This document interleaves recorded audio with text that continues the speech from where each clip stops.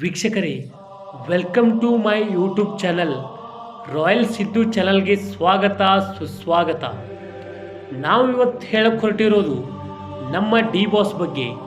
ಪಕ್ಕಾ D boss ಅಭಿಮಾನಿಯಾಗಿ, ನಿಮ್ಮ royal Siddu ಒಬ್ಬ ಅಭಿಮಾನಿಯಾಗಿ ನನ್ನ ಯೂಟ್ಯೂಬ್ ಚಾನಲ್ನಲ್ಲಿ ಇದೇ ಫಸ್ಟ್ ಟೈಮ್ ನಮ್ಮ ಡಿ ಬಾಸ್ ಬಗ್ಗೆ ಮಾತನಾಡುತ್ತೇನೆ. ಎಲ್ಲ ಡಿ ಬಾಸ್ ಅಭಿಮಾನಿಗಳಲ್ಲಿ ವಿನಂತಿ, ನಿಮ್ಮ ರಾಯಲ್ ಸಿದ್ದು ಯೂಟ್ಯೂಬ್ ಚಾನಲನ್ನು ಸಬ್ಸ್ಕ್ರೈಬ್ ಮಾಡಿ, ಪಕ್ಕದಲ್ಲಿರುವ ಬೆಲ್ ಐಕನನ್ನು ಕ್ಲಿಕ್ ಮಾಡಿ.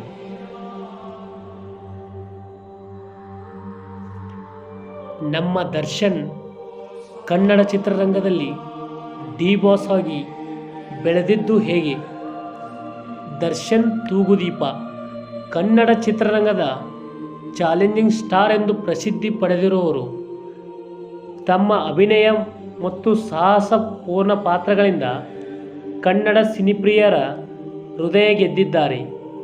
ಅವರು 1977 ಫೆಬ್ರವರಿ 16ರಂದು ಜನಿಸಿದರು. ತೂಗುದೀಪ್ ಶ್ರೀನಿವಾಸ್ ಅವರ ಪುತ್ರನಾಗಿರುವ ದರ್ಶನ್ ತಮ್ಮ ತಂದೆಯ ಪಾದಚಿಹ್ನೆಗಳನ್ನು ಅನುಸರಿಸಿ ಚಿತ್ರರಂಗಕ್ಕೆ ಪ್ರವೇಶಿಸಿದರು. ದರ್ಶನ್ ಬಾಲ್ಯವು ಸವಾಲುಗಳಿಂದ ಕೂಡಿತ್ತು. ತಂದೆಯ ನಿಧನದ ನಂತರ ಕುಟುಂಬದ ಆರ್ಥಿಕ ಸ್ಥಿತಿಯು ಕಷ್ಟಕರವಾಗಿತ್ತು. ಆದಾಗೂ ತಮ್ಮ ತಾಯಿ ಮೀನಾಕ್ಷಿಯವರ ಪ್ರೋತ್ಸಾಹದಿಂದ ದರ್ಶನ್ ನೀನಾಸಂನಲ್ಲಿ ಅಭಿನಯ ತರಬೇತಿ ಪಡೆದರು. ಅವರು ತಮ್ಮ ವೃತ್ತಿ ಜೀವನವನ್ನು ಟಿವಿ ಮತ್ತು ಧಾರಾವಾಹಿಗಳ ಮೂಲಕ ಆರಂಭಿಸಿದರು. 1997ರಲ್ಲಿ ಎಸ್ ನಾರಾಯಣವರ ಮಹಾಭಾರತ ಚಿತ್ರದಲ್ಲಿ ಮೊದಲ ಅವಕಾಶ ಪಡೆದರು. ಆದರೆ ಅವರ ಪ್ರಮುಖ ಬ್ರೇಕ್ ಕೊಟ್ಟಿದ್ದು 2002ರಲ್ಲಿ ಬಂದಿತು. PN ಸತ್ಯ ನಿರ್ದೇಶನದ ಮೆಜೆಸ್ಟಿಕ್ ಚಿತ್ರದ ಮೂಲಕ ಈ ಚಿತ್ರವು ದರ್ಶನ್ ಅವರಿಗೆ ನಾಯಕನಾಗಿ ಕನ್ನಡ ಚಿತ್ರರಂಗದಲ್ಲಿ ಸ್ಥಾನವನ್ನು ನೀಡಿತು.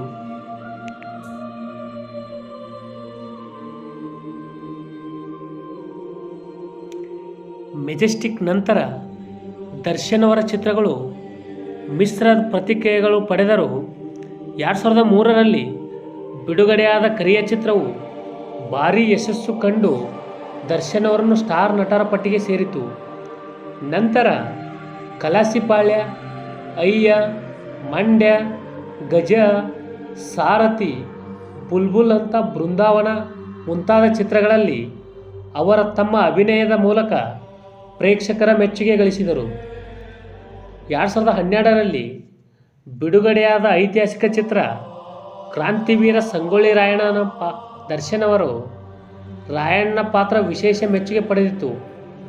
ಈ ಚಿತ್ರಕ್ಕಾಗಿ ಅವರು ಕರ್ನಾಟಕದ ರಾಜ್ಯ ಪ್ರಶಸ್ತಿ ಮತ್ತು ಫಿಲ್ಮ್ಫೇರ್ ಪ್ರಶಸ್ತಿಯನ್ನು ಪಡೆದರು. 2006ರಲ್ಲಿ ದರ್ಶನ್ ಮತ್ತು ತಮ್ಮ ಸಹೋದರ ದಿನಕರ್ ತೂಗುದೀಪ್ ಅವರೊಂದಿಗೆ ತೂಗುದೀಪ ಎಂಬ ಪ್ರೊಡಕ್ಷನ್ ನಿರ್ಮಾಣ ಸಂಸ್ಥೆಯನ್ನು ಸ್ಥಾಪಿಸಿದರು. ಈ ಸಂಸ್ಥೆಯು ಜೊತೆಯಲ್ಲಿ ಬುಲ್ಬುಲ್, ನವಗ್ರಹ ಮುಂತಾದ ಚಿತ್ರಗಳನ್ನು ನಿರ್ಮಿಸಿದರು.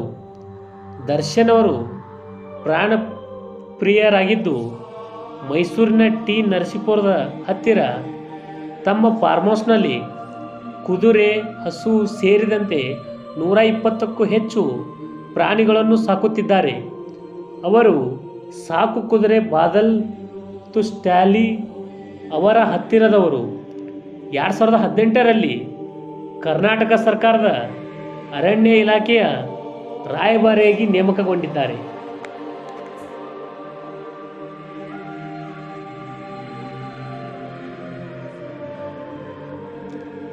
ದರ್ಶನ್ ಅವರ ವೈಯಕ್ತಿಕ ಜೀವನದಲ್ಲಿ ಕೆಲವು ವಿವಾದಗಳು ಎದುರಾದರೂ ಅವರ ಅಭಿಮಾನಿಗಳು ಪ್ರೀತಿ ಮತ್ತು ಬೆಂಬಲವು ಸದಾ ಅವರೊಂದಿಗೆ ಇದೆ. ಅವರ ಅಭಿನಯ ಚಿತ್ರಗಳ ಮೂಲಕ ದರ್ಶನ್ ಕನ್ನಡ ಚಿತ್ರರಂಗದಲ್ಲಿ ತಮ್ಮ ಅಸ್ತಿತ್ವವನ್ನು ಸ್ಥಾಪಿಸಿದ್ದಾರೆ.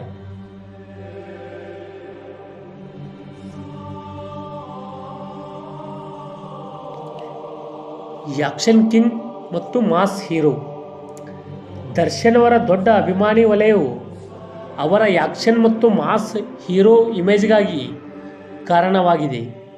ಅವರ ಸಿನಿಮಾಗಳಲ್ಲಿ ಸಾಮಾನ್ಯವಾಗಿ ಬಲಿಷ್ಠ ನಾಯಕನ ಪಾತ್ರವಿರುತ್ತದೆ.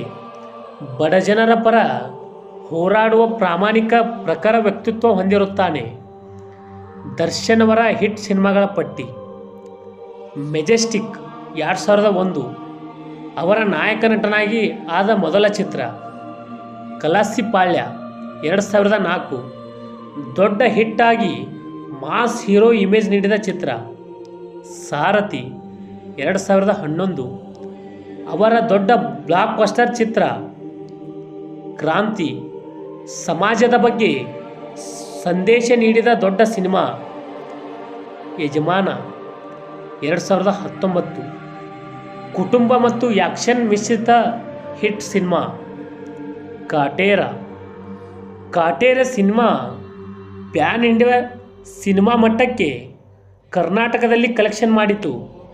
ಇದು ಡಿ ಬಾಸ್ಗೆ ಸಿನಿಮಾ ಕೆರಿಯರ್ನಲ್ಲಿ ಅತಿ ದೊಡ್ಡ ಬ್ಲಾಕ್ ಬಸ್ಟರ್ ಸಿನಿಮಾ ಆಗಿದೆ.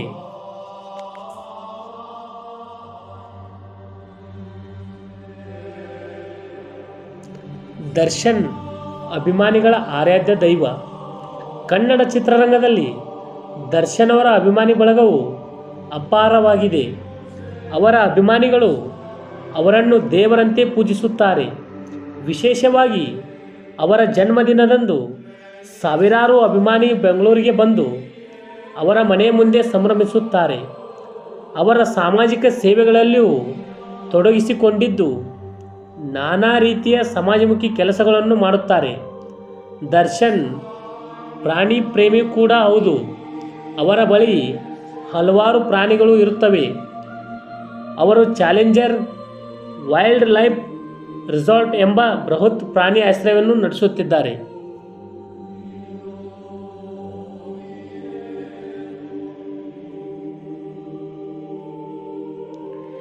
ವೈಯಕ್ತಿಕ ಜೀವನ. ದರ್ಶನ್ ಅವರು ವೈಯಕ್ತಿಕ ಜೀವನ ಹಲವಾರು ಭಾರೀ ಸುದ್ದಿ ಮಾಡಿದೆ. ಅವರು ವಿಜಯಲಕ್ಷ್ಮಿ ಎಂಬುವರನ್ನು ವಿವಾಹವಾಗಿದ್ದಾರೆ. ಅವರಿಗೆ ವಿನೀಶ್ ಎಂಬ ಮಗನಿದ್ದಾನೆ. ಆದರೆ ಕೆಲ ಸಮಯದಲ್ಲಿ ಅವರ ವಿವಾದಗಳಿಗೆ ಒಳಗಾದರೂ 2011ರಲ್ಲಿ ಅವರ ಕಾನೂನು ಸಮಸ್ಯೆಗಳಿಗೆ ಗುರಿಯಾಗಿದ್ದರೂ ಅವರ ತಮ್ಮ ಅಭಿಮಾನಿಗಳ ಪ್ರೀತಿಯಿಂದ ಮತ್ತೆ ಮೇಲಕ್ಕೆ ಬಂದರು. ಅವರ ಅಭಿಮಾನಿಗಳು ಸದಾ ಅವರ ಬೆಂಬಲವಾಗಿ ನಿಲ್ಲುತ್ತಾರೆ. ಇತ್ತೀಚಿನ ದಿನಗಳಲ್ಲಿ ದರ್ಶನ್ ಅವರ ಹೊಸ ಹೊಸ ಸಿನಿಮಾಗಳನ್ನು ಆಯ್ಕೆ ಮಾಡುತ್ತಿದ್ದಾರೆ. ಸಿಂಧೂರ ಲಕ್ಷ್ಮಣ, ಮದಕರಿಯಂತಹ ಸಿನಿಮಾಗಳು ಅವರ ಮುಂದಿನ ಬಹುನಿರೀಕ್ಷಿತ ಸಿನಿಮಾಗಳಾಗಿವೆ. ದರ್ಶನ್ ಅವರ ಪ್ರಭಾವ ಮತ್ತು ಸಾಧನೆ ಕನ್ನಡ ಚಿತ್ರರಂಗಕ್ಕೆ ಅಪಾರ. ಅವರ ಕನ್ನಡ ಚಿತ್ರರಂಗದಲ್ಲಿ ಮಾತ್ರವಲ್ಲ, ದಕ್ಷಿಣ ಭಾರತದ ಇತರ ಚಿತ್ರರಂಗಗಳಿಗೂ ಪ್ರಭಾವ ಬೀರುತ್ತಿದ್ದಾರೆ. ಅವರು ನಿಷ್ಠೆಯು ಅವರ ಅಭಿಮಾನಿಗಳನ್ನು ಸದಾ ಅವರನ್ನು ಬೆಂಬಲಿಸಲು ಪ್ರೇರೇಪಿಸುತ್ತದೆ. ಡಿ ಬಾಸ್ ಎಂದರೆ ಕೇವಲ ಒಂದು ಹೆಸರಲ್ಲ, ಅದೊಂದು ಬ್ರ್ಯಾಂಡ್. ಅದು ಕನ್ನಡ ಚಿತ್ರರಂಗದಲ್ಲಿ ಒಬ್ಬ ಹೀರೋ ಅಂತ ಪ್ರಭಾವ ಬೀರಬಹುದು ಎಂಬುದಕ್ಕೆ ಒಂದು ಸಾಕ್ಷಿ. ದರ್ಶನ್ ತಮ್ಮ ಪ್ರತಿಭೆಯಿಂದ, ಶ್ರಮದಿಂದ, ಅಭಿಮಾನಿಗಳ ಪ್ರೀತಿಯಿಂದ ಸದಾ ಕನ್ನಡ ಚಿತ್ರರಂಗದಲ್ಲಿ ಹೊಳೆಯುತ್ತಾರೆ.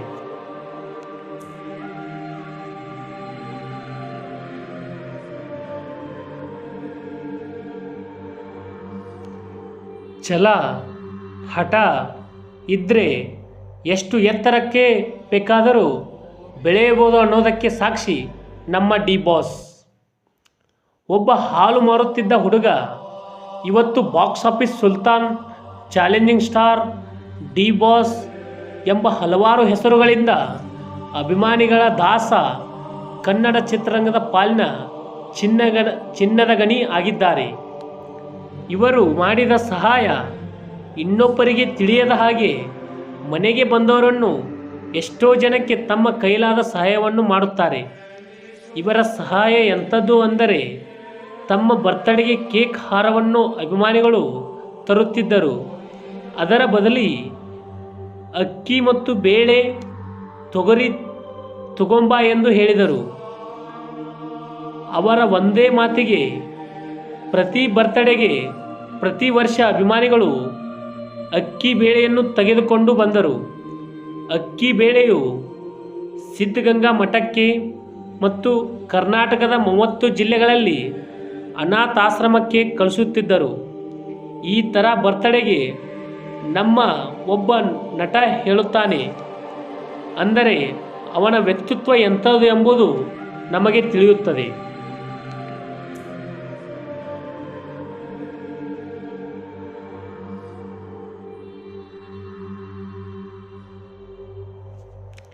ಇವರಿಗಿರುವಷ್ಟು ಅಭಿಮಾನಿಗಳು ಬೇರೆ ಯಾರ ನಟರಿಗೂ ಇಲ್ಲ. ಕರ್ನಾಟಕದಲ್ಲಿ ಅತಿ ಹೆಚ್ಚು ಅಭಿಮಾನಿಗಳನ್ನು ಹೊಂದಿರುವ ನಟ. ಇವರಿಗಿರುವಷ್ಟು ಕ್ರೇಜ್ ನಮ್ಮ ಭಾರತೀಯ ಚಿತ್ರರಂಗದಲ್ಲಿ ಸದ್ಯದ ಮಟ್ಟಿಗೆ ಯಾರಿಗೂ ಕೂಡ, ಯಾವ ನಟರಿಗೂ ಕೂಡ ಈ ಥರ ಕ್ರೇಜ್ ಇಲ್ಲ. ಒಬ್ಬ ಅಭಿಮಾನಿಯಾಗಿ ಇವರು ಮಾಡಿದ ಸಹಾಯವನ್ನು ನೋಡಿ ಇವರ ವ್ಯಕ್ತಿತ್ವಕ್ಕೆ ಅಭಿಮಾನಿ ಆದೆ. ಇವರ ಕನ್ನಡ ಚಿತ್ರರಂಗಕ್ಕೆ ಹೊಸಬರ ಸಿನಿಮಾಗಳಿಗೆ ಸಪೋರ್ಟ್ ಮಾಡುತ್ತಾ ಬಂದರು. ಎಲ್ಲರೂ ಬೆಳೆಯಬೇಕು ಅನ್ನೋದು ನಮ್ಮ ಡಿ ಬಾಸ್ ಆಸೆ. ಇವರಿಗೆ ಐತಿಹಾಸಿಕ ಮತ್ತು ಪೌರಾಣಿಕ ಅಂದರೆ ಬಹಳಿಷ್ಟ. ಇನ್ನು ಮುಂಬರುವ ಸಿನಿಮಾಗಳನ್ನು ಮದಕರಿ ನಾಯಕ, ಸಿಂಧೂರು ಲಕ್ಷ್ಮಣದಂಥ ಕತೆಗೆ ಐತಿಹಾಸಿಕ ಪಾತ್ರಗಳು ಇವೆ.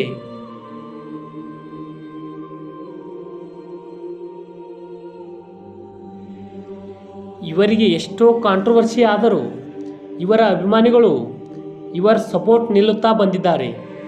ಇವರ ಅಭಿಮಾನಿಗಳು ಬರೀ ಅಭಿಮಾನಿಗಳಲ್ಲ, ಭಕ್ತರು. ನಮ್ಮ ತಂದೆ ತಾಯಿನ ನಾವು ಎಷ್ಟು ಪ್ರೀತಿಸುತ್ತೇವೆ ಅಂದರೆ ಅಷ್ಟೇ ನಮ್ಮ ಡಿ ಬಾಸ್ನ ಪ್ರೀತಿಸುತ್ತೇವೆ. ಇವರಿಗೆ ಎಷ್ಟೋ ವಿವಾದಗಳ ಆದರೂ ಇವರು ಅದನ್ನು ಗೆಲ್ಲುತ್ತಾ ಬಂದಿದ್ದಾರೆ. ಒಬ್ಬ CM ಹೇಳಿದ ಮಾತು ಕೇಳುತ್ತಾರೋ ಇಲ್ಲೋ, ನಮ್ಮ ಜನ ನಮ್ಮ ಡಿ ಬಾಸ್ ಹೇಳಿದ ಮಾತನ್ನು ಕೇಳುತ್ತಾರೆ. ಕೊರೋನಾ ಟೈಮಲ್ಲಿ ಜನರಿಗೆ ಆದ ನೋವನ್ನು ವಿಚಾರ ಮಾಡುತ್ತಾ ಬಂದರು. ಆದರೆ ನಮ್ಮ ಡಿ ಬಾಸ್ ಪ್ರಾಣಿಗಳ ವಿಚಾರ ಮಾಡಿ ಜೂಗಳ ಆಹಾರವಿಲ್ಲದಿದ್ದಾಗ ಒಂದು ಕರೆ ಫ್ಯಾನ್ಸ್ಗಳಿಗೆ ಕೊಡುತ್ತಾರೆ. ಪ್ರಾಣಿಗಳನ್ನು ದತ್ತು ತೆಗೆದುಕೊಳ್ಳುವುದು 24 ಗಂಟೆಗಳಲ್ಲಿ ಕರ್ನಾಟಕದಾದ್ಯಂತ 3 ಕೋಟಿ ಹಣ ಬರುತ್ತದೆ. ಇದು ಡಿ ಬಾಸ್ ಅಭಿಮಾನಿಗಳ ಶಕ್ತಿ. ಇವರ ಅರಣ್ಯ ಇಲಾಖೆ ರಾಯಭಾರಿ, ಕೃಷಿ ಇಲಾಖೆ ರಾಯಭಾರಿ ಆಗಿದ್ದಾರೆ. ಇವರಿಗಿರುವಷ್ಟು ಪ್ರಾಣಿಪ್ರಿಯ ಬೇರೆ ಯಾವ ನಟರಿಗೂ ಇಲ್ಲ.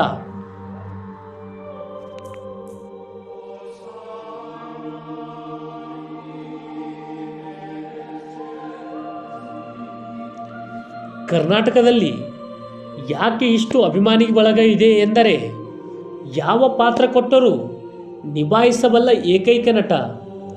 ಇನ್ನೊಂದು ಇವರ ನೇರ ನುಡಿಗೆ ಅಭಿಮಾನಿ ಬಳಗವಿದೆ.